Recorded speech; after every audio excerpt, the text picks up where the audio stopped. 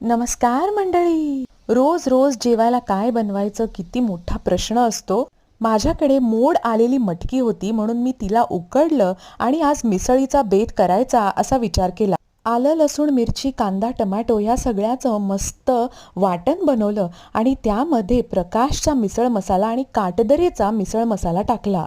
तेलावरती हे सगळं खूप छान रंग येईपर्यंत होऊ दिलं आणि त्यानंतर त्यामध्ये टाकली उकडलेली मटकी. तेलामध्ये मटकी सुद्धा थोड्या वेळ होऊ दिली आणि त्यानंतर त्यामध्ये टाकलं गरम पाणी. गरम पाणी घातल्यामुळे वाटण तळाशी बसत नाही असं म्हणतात. त्यानंतर या मटकीच्या रश्श्यामध्ये टाकला थोडासा आमचूर पावडर.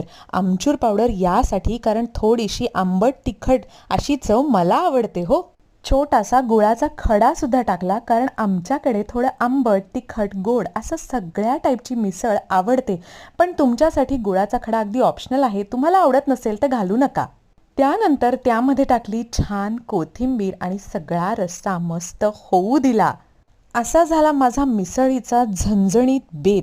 तुमच्याकडे आज काय बनलंय मला कमेंट करून नक्की सांगा आणि केतकीज लाईफस्टाईलला फॉलो करायला विसरू नका. असेच नवीन नवीन ब्लॉग्स घेऊन मी येत असते. भेटूया नवीन ब्लॉगमध्ये. बाय.